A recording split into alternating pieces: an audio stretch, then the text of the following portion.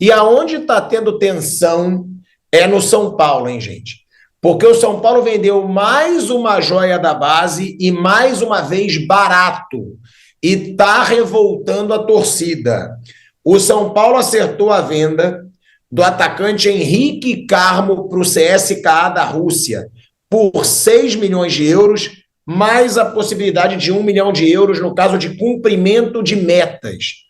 O São Paulo mantém 25% dos direitos econômicos do jogador.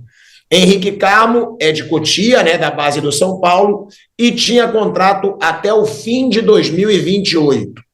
A torcida do São Paulo, como eu disse aqui no começo do programa, ficou bem irritada com os valores, tá? Por quê? Porque já é a quarta negociação do São Paulo de jovens jogadores a um preço muito abaixo do mercado, gente. Vamos lá, Matheus Alves, 6 milhões de euros, mais 25% de mais-valia em venda futura.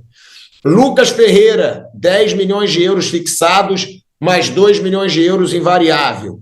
O William Gomes, 9 milhões de euros para o Porto. E agora o Henrique Carmo, 6 milhões de euros. Aí vamos fazer uma comparação aqui, tá? Que todos esses somados, eles dão menos do que o Palmeiras vendeu o Vitor Reis, gente. Eles dão menos, tá aí, ó. Os 4 somados, 34 milhões de euros. Vitor Reis, que nem titular do Palmeiras era, o cara fez pouquíssimos jogos como titular do Palmeiras, foi vendido por 37 milhões de euros. Eu tendo a concordar com a torcida do São Paulo, o São Paulo vende mal e muitas vezes compra mal, é bom a gente deixar isso claro também, porque o São Paulo ele não só vende mal, às vezes ele gasta mal, a gente vai lembrar aí do Daniel Alves, a gente vai lembrar aí do Rames Rodrigues, foram 2 exemplos que o São Paulo gastou uma fortuna e não entregou. E aí vendendo a preço de banana os jogadores da sua base, o Bruno Prado. Mais uma vez, né? O São Paulo esse ano vendeu já 4 atletas, né? O William Gomes, Matheus Alves, Lucas Ferreira e Henrique. Fora o Ângelo, que nem é profissional, né? O Ângelo ainda está no sub-20, que já está vendido também, né? Também por um preço bem baixo aí, 5 milhões de euros. Foi vendido para o Estrasburgo da França, que é o Chelsea, né? Que é o grupo do Chelsea, são os mesmos donos, né? Mas o garoto ainda não fez 18 anos, então ele ainda está no São Paulo. Quando fizer 18, ele vai embora, a princípio, lá para a França, para o Estrasburgo. O Moreira foi emprestado para o Porto, também de graça, e o Porto tem um preço ali fixado. Se quiser ficar com o jogador, ele está jogando no time B do Porto. Então, assim, o São Paulo, onde você pode faturar, quem vale mais são os garotos. Então, você pode fazer uma venda maior com os garotos.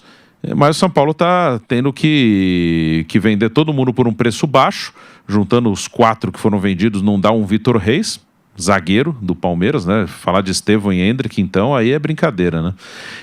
Ainda tem Luiz Guilherme, Kevin, o Palmeiras vendeu um monte, né? Não dá para comparar o valor que o Palmeiras arrecadou com o valor que o São Paulo arrecadou. Mas aí mostra a realidade dos 2 clubes, né? Um está quebrado, São Paulo está quebrado, São Paulo precisa de dinheiro imediatamente para pagar coisa amanhã, né? E o Palmeiras não. Então o Palmeiras negocia melhor, né? O Palmeiras, numa situação confortável, negocia melhor, não vai vender por qualquer preço. O São Paulo está desesperado. E aí, desesperado, você vende jogadores por preço baixo, jogadores que são talentosos, que dentro do normal, pela idade que tem, eles valeriam muito mais. E o São Paulo, desesperado, por enquanto, ele vai vendendo para pagar a conta amanhã.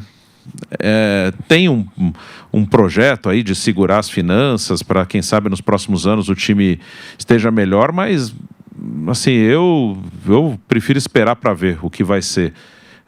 O momento atual do São Paulo não é muito otimista. Aí eu não estou falando de campo. No campo está aí, nas quartas da Libertadores, é um mata-mata, pode até avançar, chegar longe. No Brasileiro, acho que faz a campanha que pode fazer, 7º lugar, é por aí, um pouco mais, um pouco menos. Então no campo não está tão mal esse ano.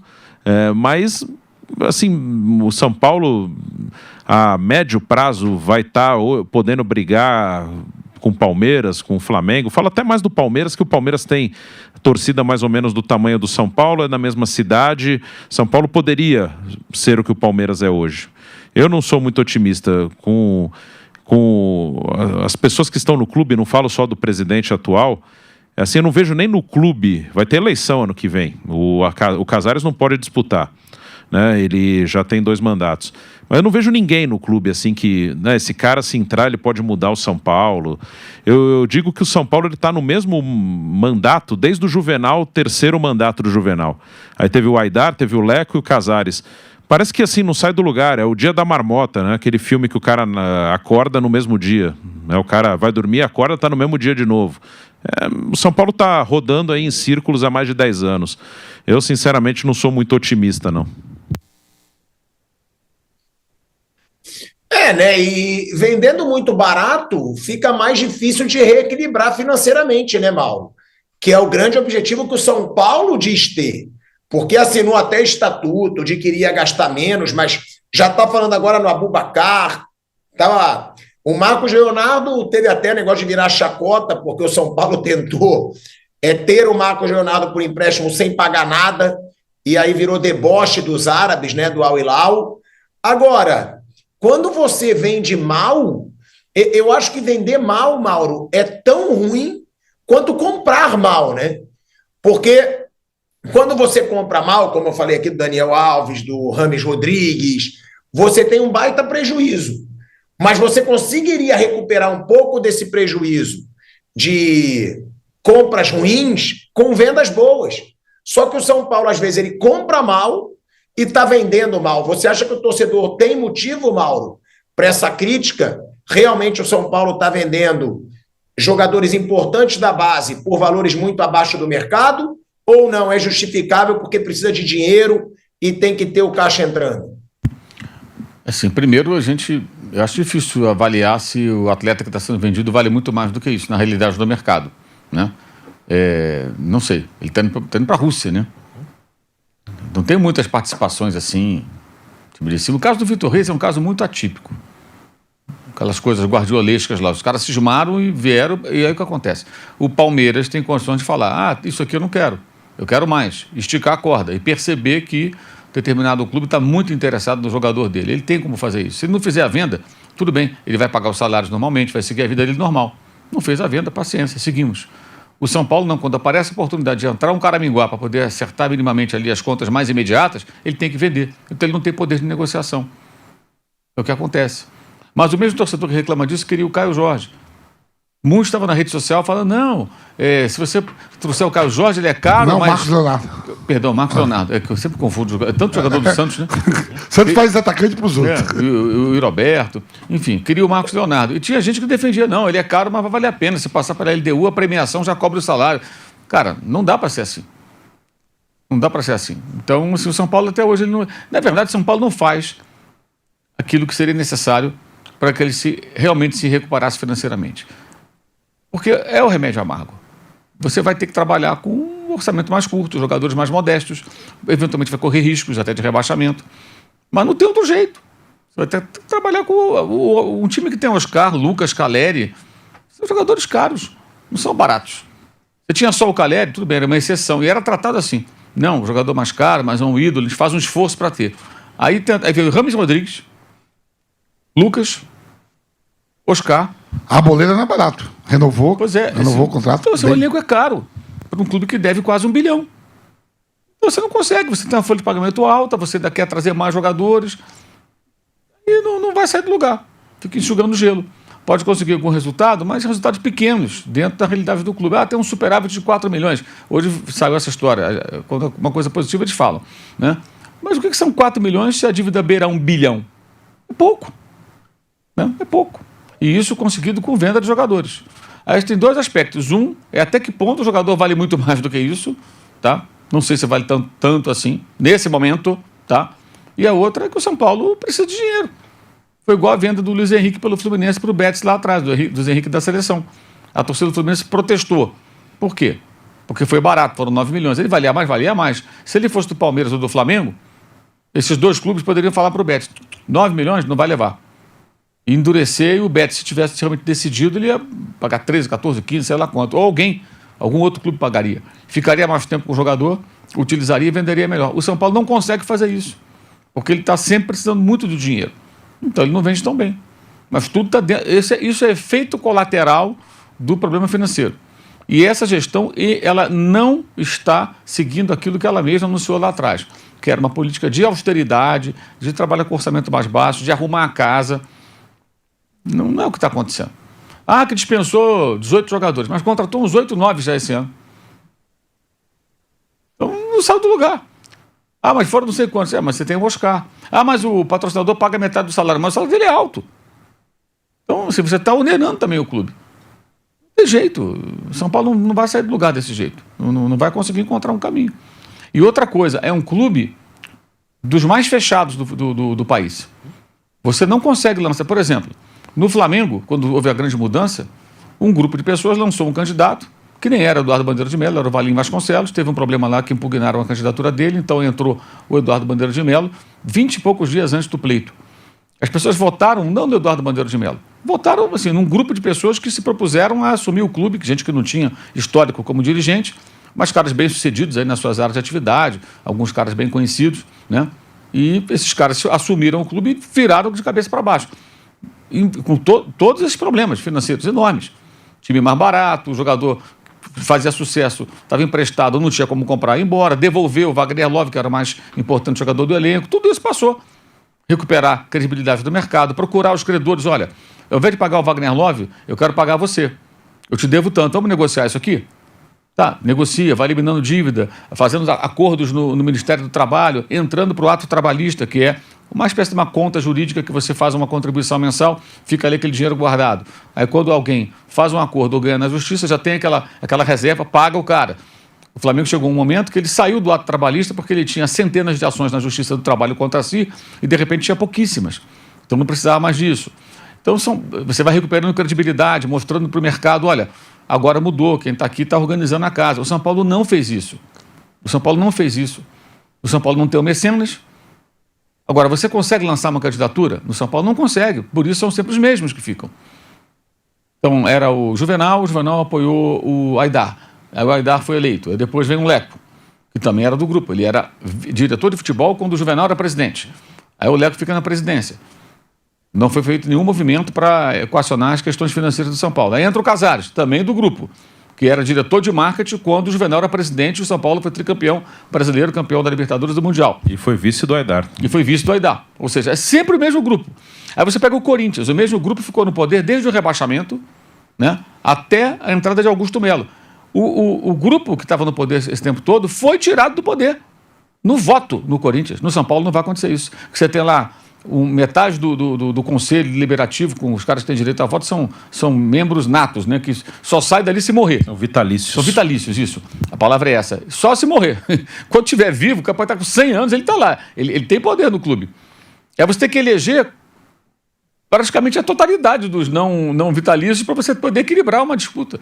É impossível, cara. Ninguém consegue. Às vezes nem registrar candidatura. Nem registrar candidatura, né? Que nem a CBF. Na última, o Casares foi candidato único. Então, é igual a CBF, de uma outra forma. A CBF também, você não consegue lançar candidatura. Tem que ter apoio de não sei quantas federações, mas não consegue. Tantos times, não consegue. Se conseguir lançar, você vai perder. Se alguém conseguir lançar uma candidatura no São Paulo, perde para esse grupo que controla o clube há muito tempo. Então, se o clube não é um clube tão democrático, digamos assim, porque ele não abre a oportunidade, né? O Palmeiras hoje mudou um pouco, porque não o estatuto, mas o poder de quem está lá à frente, que é a Leila Pereira, é muito grande no Palmeiras. Difícil tirar ela do poder, ou alguém que amanhã, se ela não for candidata, que ela indique. Ela está muito forte ali dentro. Mas o Palmeiras também permite, né, que você lance a candidatura. Corinthians é possível, no Flamengo é possível, no Vasco é possível, mas ao mesmo tempo não é, porque é uma política maluca, um pouco também da herança dos tempos do euriquismo, né? E tudo mais. Você consegue eleger no Internacional, você consegue eleger um cara pela oposição. E vários clubes. O São Paulo não consegue, gente. O São Paulo é diferente, é um negócio muito fechado. Muito fechado. E os caras não largam o osso. E nenhum deles, desse grupo, se propôs a fazer o necessário. O único jeito é esse, ó. Nós temos que reduzir a dívida. Não dá para ter jogador caro. Torcedor, estamos quebrados. Vamos trabalhar com um time mais modesto, fazer uma campanha segura aqui, um time que brigue, que consiga uma posição tranquila, longe do rebaixamento, tem que ser esse o objetivo. E no mata-mata, vamos ver até onde dá para ir. Até onde dá para ir, vamos tentar avançar. E o torcedor vai ter que apoiar, vai ter que entender. Aí você vai mostrar resultados. A dívida caiu tanto. Olha, nós tínhamos 200 ações na Justiça do Trabalho, agora tem 120, agora tem 80, agora tem 10. Resolvemos aqui, pagamos tantos milhões em ações trabalhistas e livramos nosso problema nesse terreno. Nós devíamos tantos milhões a fulano, ciclano e beltrano, já negociamos tudo, estamos pagando aqui parceladamente e estamos eliminando essa dívida. O clube está se reorganizando. É mais ou menos como se a pessoa estivesse com febre e você vai botar o termômetro e a temperatura está baixando cada vez mais, está voltando ao normal. E você vai ficando feliz com aquilo. Está dando sinais de reação. Né? Os exames do doente têm resultados melhores, as taxas estão péssimas. De repente, de um tempo, olha aqui, melhorou isso, melhorou aquilo. Aí você vai vendo que o doente está se recuperando. O doente financeiramente é o São Paulo. Não é feito um esforço nesse sentido. Pelo contrário, essa história do Marcos Leonardo foi justamente o contrário disso. Aí, não, mas como é que o São Paulo vai jogar com Tapia e Dineno? Vai jogar com Tapia e Dineno, é o que você tem, é o que você consegue ter no momento, é com eles que você vai. E tem, de repente, até chance de avançar com Tapia e com o Dineno mesmo. De repente avança e vai pegar o Palmeiras ou o River Plate, sabe lá o que vai acontecer. O Fluminense foi campeão brasileiro, sul-americano, com um time que não tinha esses investimentos todos. Né? Alguns jogadores até que chegaram embaixo ao clube. E deu certo, pode acontecer, mata-mata permite isso. Não, tem que ter um investimento altíssimo, tem que ter um centroavante de alto nível. Você não consegue isso nessa situação. Então, na hora de negociar, São Paulo não tem muito poder de barganha. Aparece a proposta, ele olha, eu preciso desse dinheiro para acertar as contas. Você vende correndo embora. Sinceramente, eu não sei se o jogador em questão valeria tanto assim mais. Nesse momento, né? Mas o São Paulo poderia ficar com o garoto, dar mais rodagem para ele jogar mais vezes e vai se valorizando. O Vitor Reis é um caso bem atípico, mas ele jogou várias partidas ali pelo time do Palmeiras, teve que entrar numa situação que estava todo mundo lesionado, agradou ali, uma imagem muito boa, e foi vendido. Até agora lá fora não decolou, mas também é um começo, é muito jovem, né? Está sendo emprestado aí pelo Manchester City, mas foi emprestado para o time do grupo, Girona, né? Mas ele pode amanhã conseguir se amadurecer lá fora e virar um grande jogador, né? Mas o Palmeiras tem uma condição de negociação que não tem o São Paulo, então isso não vai mudar. O torcedor vai ficar zangado e tudo, mas não vai mudar. É efeito colateral inerente à situação econômica do clube, devendo quase 1 bi. Que, aliás, tenham dito isso, a dívida do Corinthians é tão bizarra, de 2,5 bilhões, ou até mais do que isso, que parece que a do São Paulo não é tão grande, mas é muito grande isso. Dever R$1 bilhão. O clube fatura 600, 700, 800, deve 1 bilhão. E as dívidas de curto prazo, dívidas bancárias, elas ficam sangrando os cofres do clube o tempo todo. Você paga de juros, é um absurdo. E dívida de curto prazo é aquela que você tem que pagar dentro de alguns meses ou 1 ano. Diferente daquela dívida alongada que você vai pagar, perder de vista, né? Imagina o seguinte, você pega um financiamento imobiliário para comprar um apartamento. Você criou uma dívida de longo prazo. Você vai pagar a mensalidade todo mês até quitar daqui a 5, 10, 15, sei lá quantos anos. Agora pega o empréstimo bancário. Pessoa física na agência bancária e você parcela em 6 meses para você pagar isso. É a dívida de curto prazo. Você tem que pagar 6 meses com juros altos. Preciso de R$10 mil. Peguei R$10 mil com o banco. Vai pagar em quanto? Vou pagar em 6 parcelas, 7 parcelas, sei lá, alguma coisa assim. É uma dívida de curto prazo. O São Paulo está sempre com dívida de curto prazo. É que você tem que pagar já. Então, numa situação dessa, eu tenho que vender esse jogador porque eu arrecado esse dinheiro, eu pago essa conta antes que esse bolo fique ainda mais caro. É isso. Já o Palmeiras não tem esse problema. Está tranquilo com relação a isso.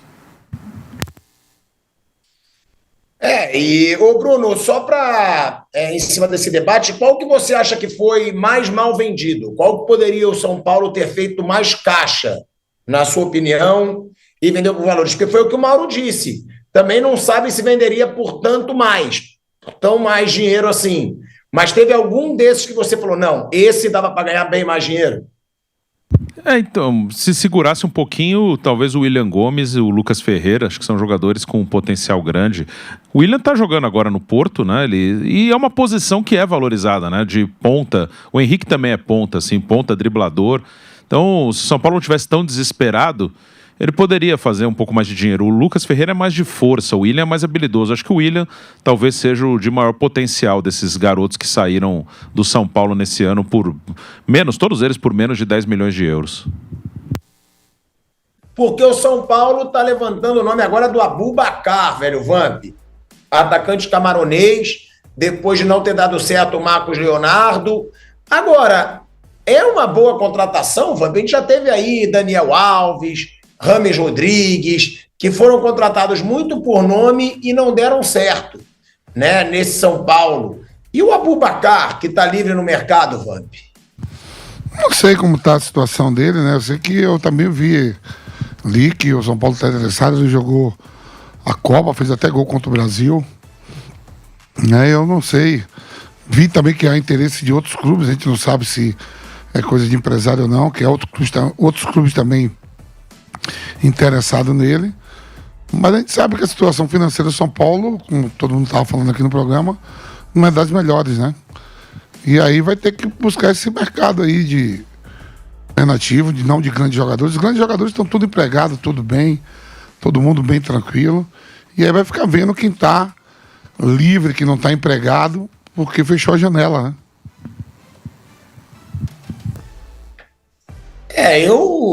Eu realmente não acho nada demais aí o Abubakar para a atual situação do São Paulo.